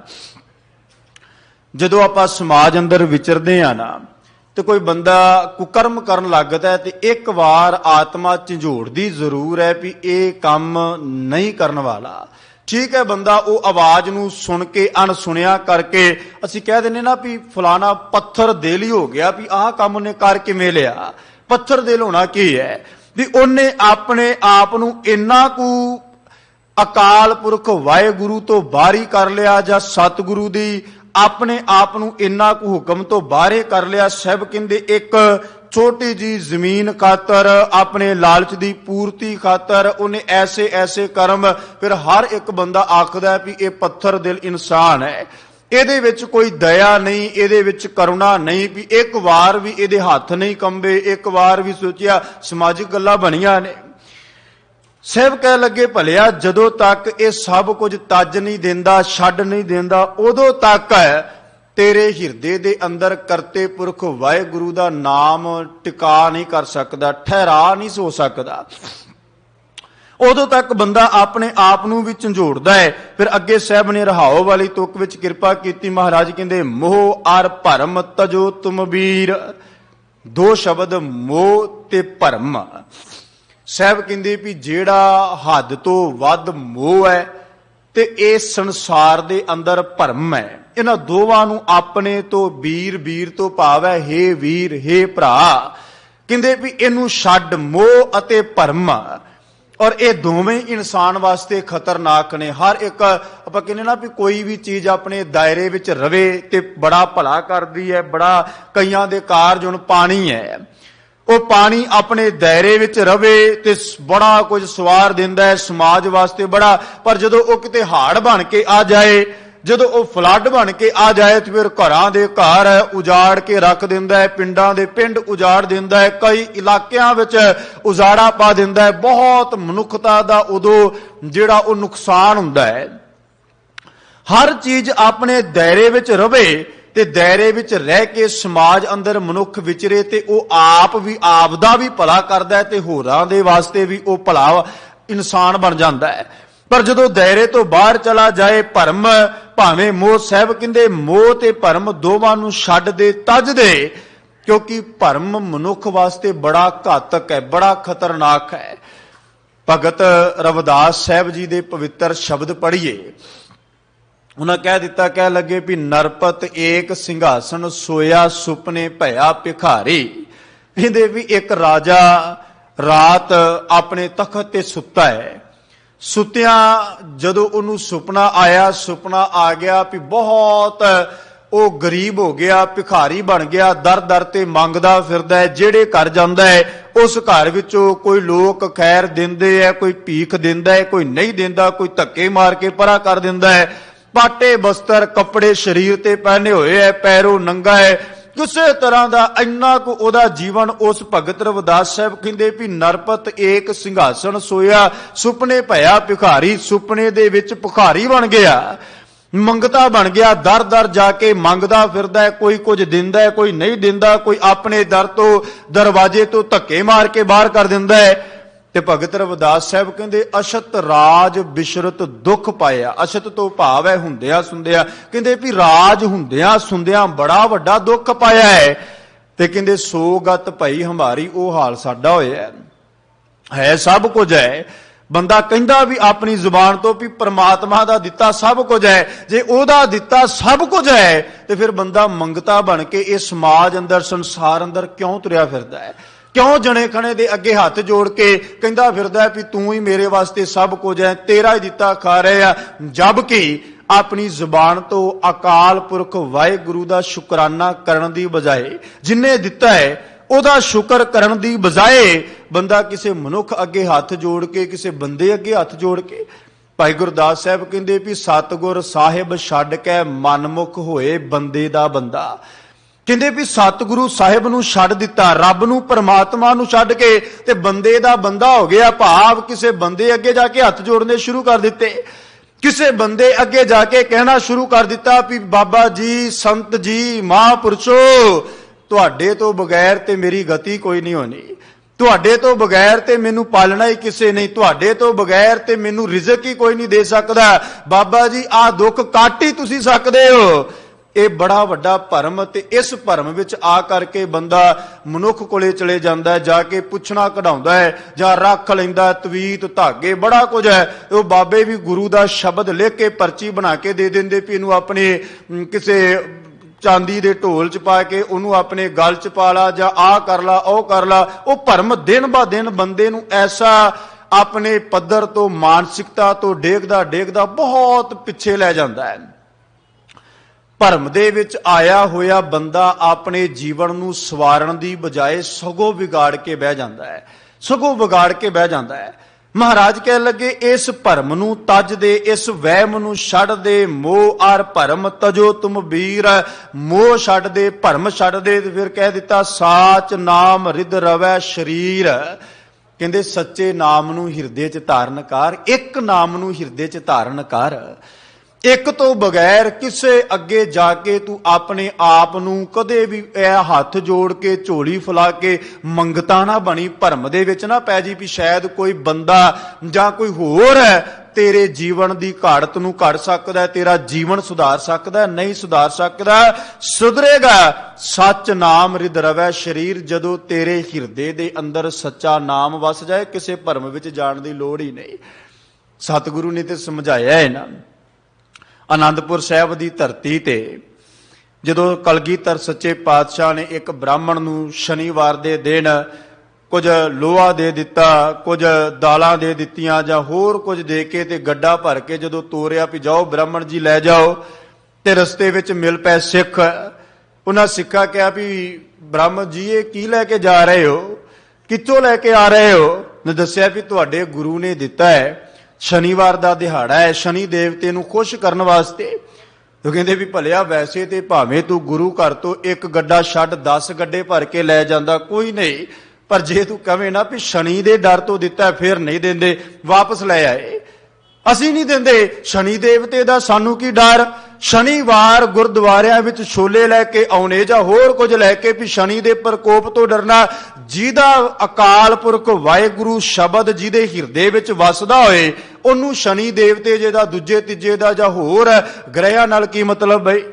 ਉਹਨੂੰ ਸਵੇਰੇ ਆਪਣੇ ਟੀਵੀ ਅੱਗੇ ਬੈਠ ਕੇ ਰਾਸ਼ੀਆਂ ਵੇਖਣ ਦੀ ਕੋਈ ਲੋੜ ਨਹੀਂ। ਜਿਹਦਾ ਹਿਰਦੇ ਅੰਦਰ ਸੱਚਾ ਨਾਮ ਵਸ ਜਾਂਦਾ ਹੈ, ਉਹਨੂੰ ਆਪਣੀ ਰਾਸ਼ੀ ਲੱਭਣ ਦੀ ਜਾਂ ਪੁੱਛਣ ਦੀ ਲੋੜ ਨਹੀਂ। ਜਿਹਦੇ ਹਿਰਦੇ ਵਿੱਚ ਨਾਮ ਵਸ ਜਾਂਦਾ ਹੈ, ਭਰਮ ਤੋਂ ਪਾਸੇ ਹੋ ਜਾਂਦਾ ਹੈ, ਭਰਮ ਤੋਂ ਲਾਂਭੇ ਹੋ ਜਾਂਦਾ ਹੈ, ਉਹਦੇ ਜੀਵਨ ਵਿੱਚੋਂ ਭਰਮ ਖਤਮ ਹੋ ਜਾਂਦਾ ਹੈ। ਸਾਡੇ ਜੀਵਨ ਵਿੱਚ ਭਰਮ ਹੀ ਬੜੇ ਹੈ ਵੀ ਪਾਉਣ ਦੇ ਵਿੱਚ ਘਰੋਂ ਨਹੀਂ ਤੁਰਨਾ, ਜਾਂ ਕਿਸੇ ਨੇ ਛਿੱਕ ਮਾਰਤੀ, ਬਿੱਲੀ ਰਸਤਾ ਕੱਟ ਗਈ, ਐਦਾਂ ਹੋ ਗਿਆ, ਓਦਾਂ ਹੋ ਗਿਆ। ਇਹ ਸਾਰਾ ਸਗੋਂ ਤੁਸੀਂ ਸਾਰੇ ਸਤਿਗੁਰੂ ਦੇ ਸ਼ਬਦ ਪੜ੍ਹਦੇ ਹੋ। ਜਦੋਂ ਗੁਰੂ ਗੋਬਿੰਦ ਸਿੰਘ ਮਹਾਰਾਜ ਨੇ ਕਿਰਪਾ ਕੀਤੀ ਨਾ ਵੀ ਖਾਲਸਾ ਮੇਰੋ ਰੂਪ ਹੈ ਖਾਸ, ਖਾਲਸੇ ਮੈਂ ਹੋਂ ਕਰੂ ਨਿਵਾਸ, ਤੇ ਅੱਗੇ ਜਾ ਕੇ ਮਹਾਰਾਜ ਕਹਿੰਦੇ ਜਾਬ ਇਹ ਗਹਿ ਵਿਪਰਨ ਕੀ ਰੀਤ। ਵਿਪਰਨ ਕੀ ਰੀਤ ਤੋਂ ਕੀ ਭਾਵ ਹੈ? ਵਿਪਰ ਦੀ ਰੀਤ।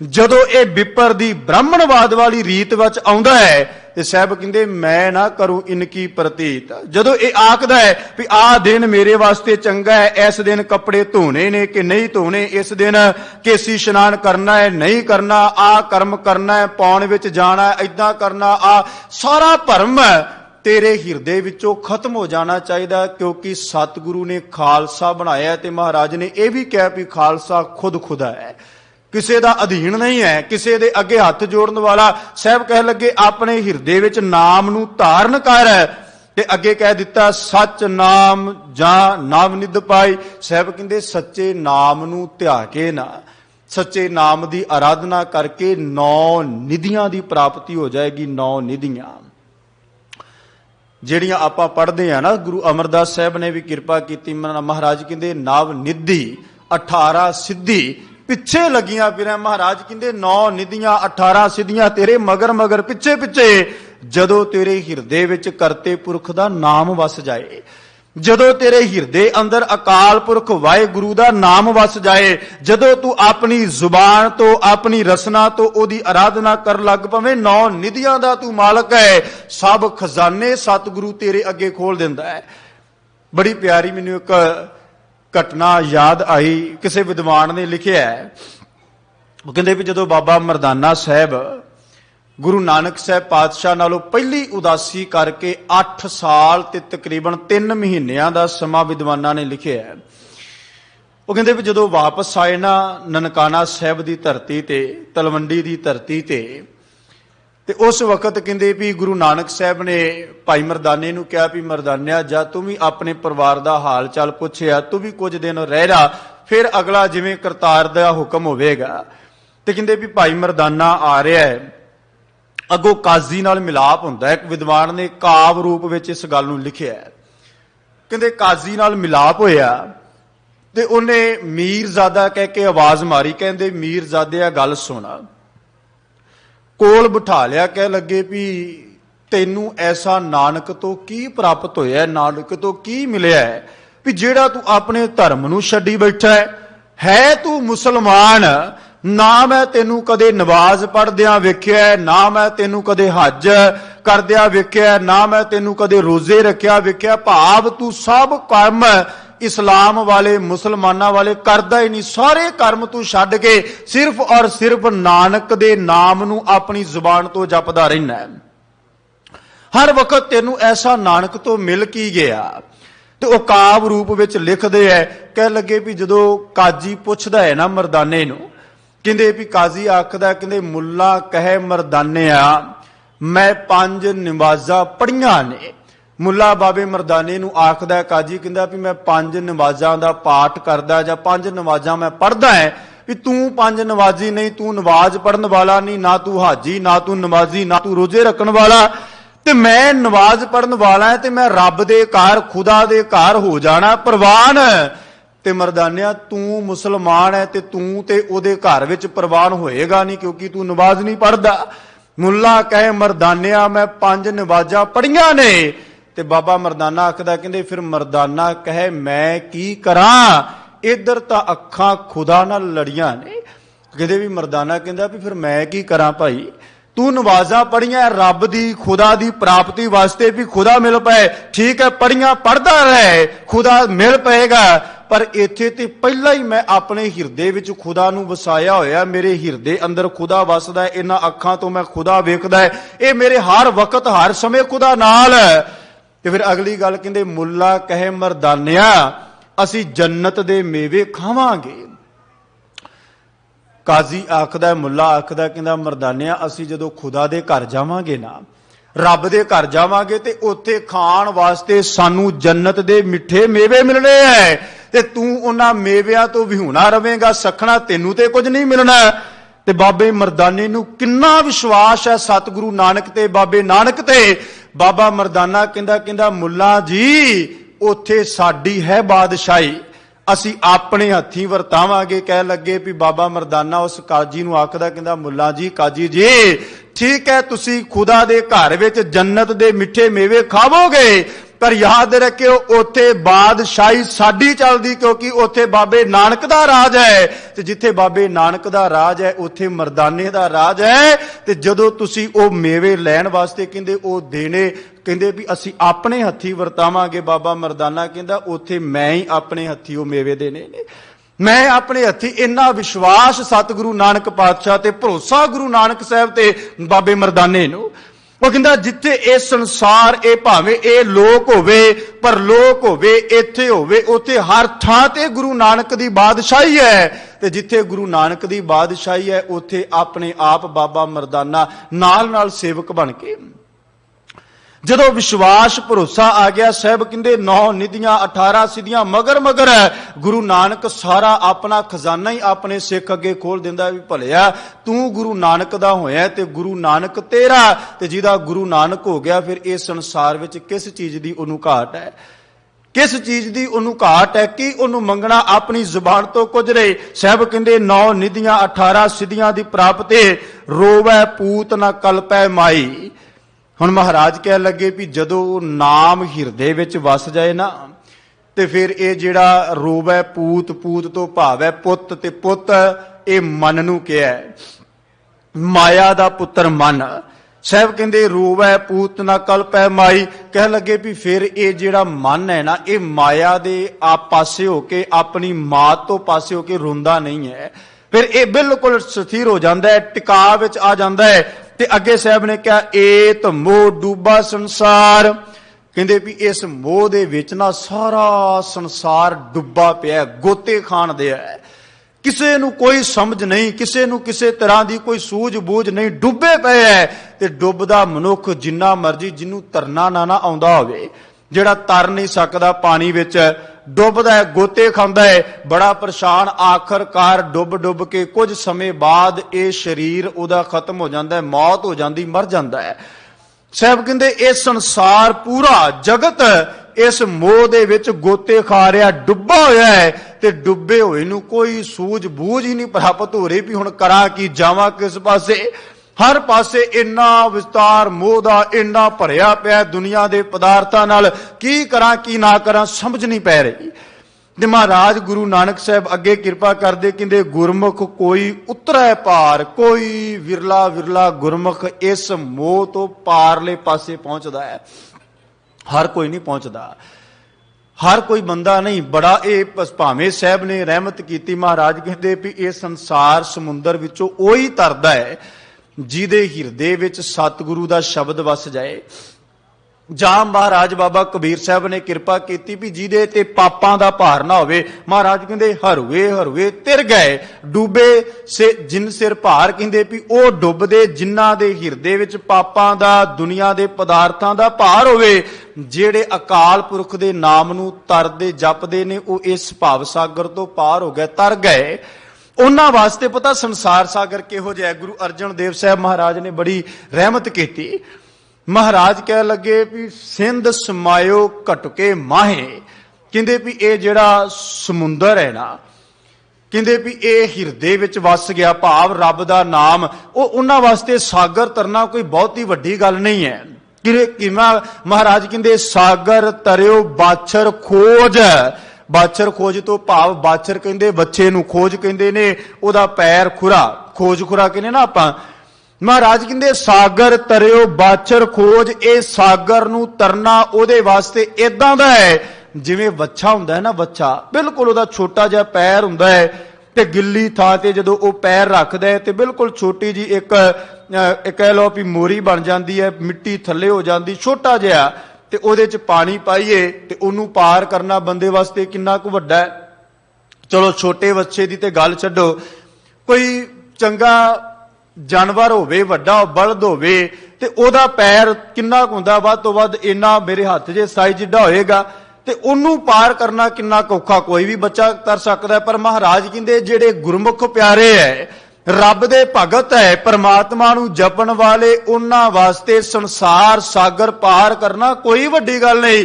ਉਹਨਾਂ ਵਾਸਤੇ ਤੇ ਬਾਛਰ, ਇਹ ਜਿਹੜਾ ਸਾਗਰ ਤਰਿਓ ਬਾਛਰ ਖੋਜ, ਇਸ ਸੰਸਾਰ ਸਾਗਰ ਨੂੰ ਤਰਨਾ ਐਵੇਂ ਜਿਵੇਂ ਵੱਛੇ ਦਾ ਖੋਜ, ਵੱਛੇ ਦੇ ਪੈਰ ਨੂੰ ਪਾਰ ਕਰਨਾ ਹੋਵੇ, ਐਵੇਂ ਦਾ ਉਹਨਾਂ ਵਾਸਤੇ ਕੋਈ, ਉਹਨਾਂ ਵਾਸਤੇ ਵੱਡੀ ਗੱਲ ਨਹੀਂ ਹੈ। ਕੋਈ ਉਹਨਾਂ ਵਾਸਤੇ ਬਹੁਤੀ ਲੰਬੀ ਚੌੜੀ ਕੋਈ ਐਸੀ ਸਿੱਖਿਆ ਨਹੀਂ। ਮਹਾਰਾਜ ਕਹਿੰਦੇ ਉਹ ਤੇ ਬੜੀ ਛੇਤੀ ਇਹ ਸੰਸਾਰ ਸਾਗਰ ਭਾਵ ਸਾਗਰ ਤੋਂ ਤਰ ਗਏ ਜਿਨ੍ਹਾਂ ਦੇ ਹਿਰਦਿਆਂ ਵਿੱਚ ਕਰਤੇ ਪੁਰਖ ਵਾਹਿਗੁਰੂ ਦਾ ਨਾਮ ਵਸ ਗਿਆ, ਜਿਹੜੇ ਉਹਦੇ ਨਾਮ ਦੇ ਧਾਰਨੀ ਬਣ ਗਏ। ਗੁਰਮੁਖ ਕੋਈ ਉਤਰੈ ਪਾਰ, ਕੋਈ ਵਿਰਲਾ ਵਿਰਲਾ ਗੁਰਮੁਖ ਇਸ ਸੰਸਾਰ ਸਾਗਰ ਭਾਵ ਸਾਗਰ ਤੋਂ ਪਾਰ ਉਤਰਦਾ ਹੈ।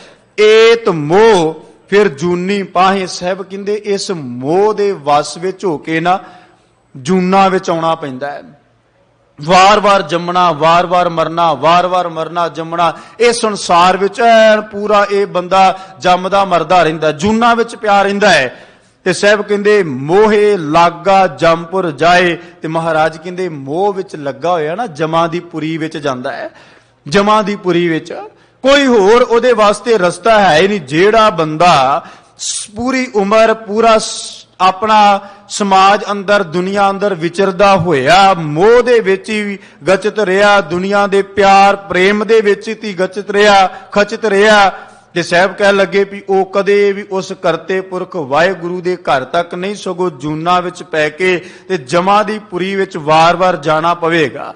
ਤੇ ਅਗਲੇ ਬੰਦ ਵਿੱਚ ਕਿਰਪਾ ਕੀਤੀ, ਗੁਰ ਦੀਖਿਆ ਲੈ ਜਪ ਤਪ ਕਮਾਹੇ। ਕਹਿੰਦੇ ਵੀ ਗੁਰੂ ਦੀ ਦੀਖਿਆ ਲੈ ਕੇ ਨਾ ਜਪ ਤਪ ਕਰਨਾ ਸ਼ੁਰੂ ਕਰਦਾ ਏ। ਤੇ ਗੁਰੂ ਉਹ ਹੋਵੇ ਵੀ ਜਿਹਨੂੰ ਅਜੇ ਤੱਕ ਪਤਾ ਹੀ ਨਹੀਂ ਵੀ ਕਿਹੜਾ ਜਪ ਕਰਨਾ ਹੈ, ਕਿਹੜਾ ਤਪ ਕਰਨਾ ਹੈ। ਜਿਵੇਂ ਕਹਿ ਦਈਏ ਵੀ ਰਿਵਾਜੀ ਗੁਰੂ ਦੀ ਸਿੱਖਿਆ ਲੈ ਲੈਣੀ। ਕਿਸੇ ਨੇ ਕਹਿ ਦਿੱਤਾ ਵੀ ਤੂੰ ਇੰਨੇ ਵਾਰ ਫਲਾਣੇ ਤੀਰਥ ਤੇ ਇਸ਼ਨਾਨ ਕਰਿਆ, ਜਾਂ ਇੰਨੇ ਵਾਰ ਇਸ ਪਾਸੇ ਜਾਇਆ, ਇੰਨੇ ਵਾਰ ਇੱਧਰ ਜਾਇਆ, ਆਹ ਕਰਮ ਕਰਨਾ ਸ਼ੁਰੂ ਕਰ ਦੇ। ਤੇ ਸਾਹਿਬ ਕਹਿੰਦੇ ਗੁਰੂ ਦੀ ਦੀਖਿਆ ਲੈ ਕੇ ਜਪ ਤਪ ਤੇ ਕੀਤਾ, ਬੜਿਆਂ ਨੇ ਕੀਤੇ ਜਪ ਤਪ ਬਹੁਤ। ਹੁਣ ਜਿਹੜੇ ਅਸੀਂ ਸਿੱਧਾਂ ਦਾ ਜੀਵਨ ਪੜ੍ਹਦੇ, ਸਿੱਧ ਗੋਸ਼ਟ ਬਾਣੀ ਪੜ੍ਹਦੇ ਆ, ਜਾਂ ਅਸੀਂ ਗੁਰੂ ਕਲਗੀਧਰ ਸਾਹਿਬ ਦੇ 33 ਸਵਈਏ ਪੜ੍ਹੀਏ, ਉਹਨਾਂ ਵਿੱਚ ਮਹਾਰਾਜ ਨੇ ਰਹਿਮਤ ਕੀਤੀ। ਸਾਹਿਬ ਕਹਿੰਦੇ ਗੁਰੂ ਦੀ ਦੀਖਿਆ ਲੈ ਕੇ ਬੰਦੇ ਨੇ ਬਹੁਤ ਜਪ ਤਪ ਕੀਤਾ, ਭੁੱਖਾ ਰਿਹਾ, ਆਪਣੇ ਸਰੀਰ ਨੂੰ ਪੁੱਠਾ ਵੀ ਲਮਕਾਇਆ, ਗਰਮੀ ਦੇ ਵਿੱਚ ਆਪਣੇ ਇਰਦ ਗਿਰਦ ਅੱਗ ਬਾਲ ਕੇ ਉੱਥੇ ਬੈਠ ਗਿਆ, ਸਰਦੀ ਆਈ ਤੇ ਪਹਾੜਾਂ ਦੀਆਂ ਚੋਟੀਆਂ ਤੇ ਜਾ ਕੇ ਬੈਠ ਗਿਆ, ਜੜਾਵਾਂ ਰੱਖ ਲੀਆਂ, ਪਿੰਡੇ ਤੇ ਸਵਾਹ ਮਲ ਲਈ, ਸਭ ਕੁਝ ਕੀਤਾ। ਪਰ ਕਹਿੰਦੇ ਵੀ ਇਹਦੇ ਨਾਲ ਪ੍ਰਾਪਤੀ ਕੁਝ ਨਹੀਂ ਹੋਈ, ਮਿਲਿਆ ਕੁਝ ਨਹੀਂ। ਘਰ ਛੱਡਤਾ, ਪਰਿਵਾਰ ਛੱਡਤਾ, ਸਭ ਕੁਝ ਹੈ। ਕਹਿੰਦੇ ਗੁਰ ਦੀਖਿਆ ਲੈ ਜਪ ਤਪ ਕਮਾਏ, ਨਾ ਮੋਹ ਟੁੱਟੈ ਨਾ ਥਾਂ ਪਾਏ। ਕਹਿੰਦੇ ਨਾ ਮੋਹ ਟੁੱਟਿਆ ਤੇ ਨਾ ਕਿਸੇ ਥਾਂ ਭਾਵ ਅਕਾਲ ਪੁਰਖ ਵਾਹਿਗੁਰੂ ਦਾ ਘਰ ਪ੍ਰਾਪਤ ਹੋਇਆ, ਕੁਝ ਵੀ ਨਹੀਂ ਮਿਲਿਆ। ਤੇ ਜੇ ਕਿਤੇ ਉਹ ਅਕਾਲ ਪੁਰਖ ਵਾਹਿਗੁਰੂ ਸ਼ਬਦ ਗੁਰੂ ਨੂੰ ਆਪਣੇ ਹਿਰਦੇ 'ਚ ਵਸਾਉਂਦਾ, ਸ਼ਬਦ ਦੀ ਦਿੱਤੀ ਸਿੱਖਿਆ ਮੁਤਾਬਕ ਤੁਰ ਪੈਂਦਾ, ਚੱਲ ਪੈਂਦਾ, ਤੇ ਮੋਹ ਤੋਂ ਵੀ ਖਲਾਸੀ ਹੋ ਜਾਂਦੀ ਤੇ ਸਤਿਗੁਰੂ ਦਾ ਘਰ ਵੀ ਪ੍ਰਾਪਤ ਹੋ ਜਾਂਦਾ, ਜੰਜਾਲਾਂ ਤੋਂ ਬੰਧਨਾਂ ਤੋਂ ਵੀ ਟੁੱਟ ਜਾਂਦਾ। ਤੇ ਅੰਤ ਦੇ ਬੰਦ ਵਿੱਚ ਮਹਾਰਾਜ ਕਹਿੰਦੇ ਨਦਰ ਕਰੇ ਤਾਂ ਇਹ ਮੋਹ ਜਾਏ। ਕਹਿੰਦੇ ਜਿਹਦੇ ਤੇ ਰਹਿਮਤ ਕਰਦਾ ਹੈ ਨਾ, ਜਿਹਦੇ ਤੇ ਬਖਸ਼ਿਸ਼ ਕਰਦਾ ਹੈ, ਜਿਹਦੇ ਤੇ ਤਰਸ ਕਰਦਾ ਹੈ, ਤੇ ਮਹਾਰਾਜ ਕਹਿੰਦੇ ਉਹਦੇ ਵਿੱਚੋਂ ਇਹ ਮੋਹ ਖਤਮ ਹੋ ਜਾਂਦਾ ਹੈ। ਆਪਾਂ ਸਭ ਗੁਰੂ ਕਲਗੀਧਰ ਸਾਹਿਬ ਦਾ ਜੀਵਨ ਪੜ੍ਹਦੇ ਨਾ। ਚਮਕੌਰ ਸਾਹਿਬ ਦੀ ਧਰਤੀ ਜਦੋਂ ਆਨੰਦਪੁਰ ਸਾਹਿਬ ਨੂੰ ਛੱਡਿਆ, ਫਿਰ ਚਮਕੌਰ ਸਾਹਿਬ ਦਾ ਜੰਗ, 2 ਪੁੱਤਰ ਆਪਣੇ ਅੱਖਾਂ ਦੇ ਸਾਹਮਣੇ ਸਤਿਗੁਰਾਂ ਨੇ ਸ਼ਹੀਦ ਕਰਵਾਏ।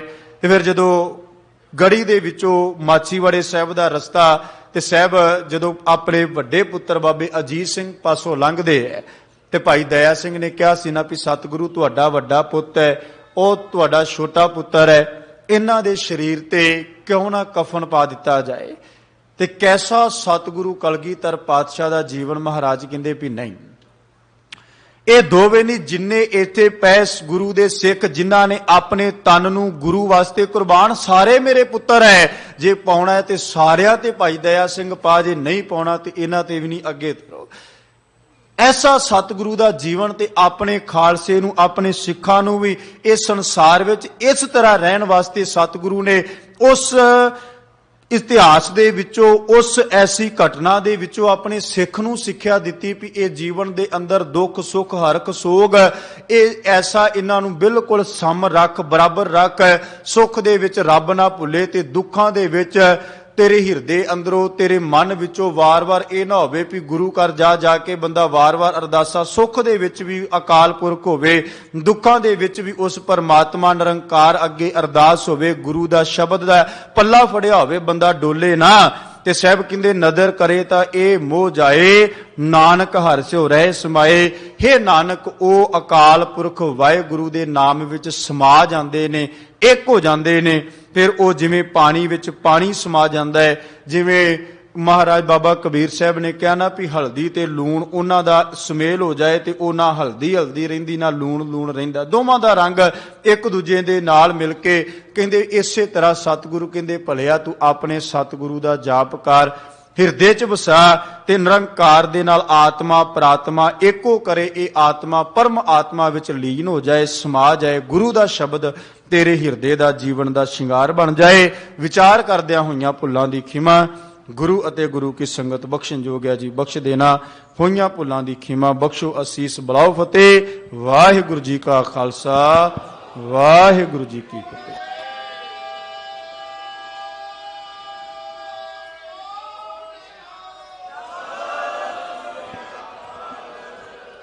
ਵਾਹਿਗੁਰੂ ਜੀ। ਰਾਮ ਕਲੀ ਮਹੱਲਾ ਤੀਜਾ। ਆਨੰਦ ਏਕ ਓੰਕਾਰ ਸਤਿਗੁਰ ਪ੍ਰਸਾਦ। ਆਨੰਦ ਭਇਆ ਮੇਰੀ ਮਾਏ, ਸਤਿਗੁਰੂ ਮੈਂ ਪਾਇਆ।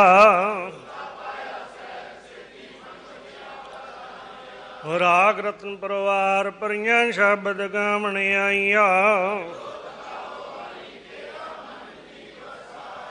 ਕਹਿ ਨਾਨਕ ਆਨੰਦ ਹੋਵਾ ਸਤਿਗੁਰੂ ਮੈਂ ਪਾਇਆ। ਹਰ ਨਾਲ ਰਹੋ ਤੂੰ ਮਨ ਮੇਰੇ ਦੁੱਖ ਸਭ ਵਿਸਾਰਣਾ। ਸਭਨਾ ਗੱਲਾਂ ਸਮਰੱਥ ਸੁਆਮੀ ਸੋ ਕਿਉ ਮਨੋ ਵਿਸਾਰੇ। ਸਾਚੇ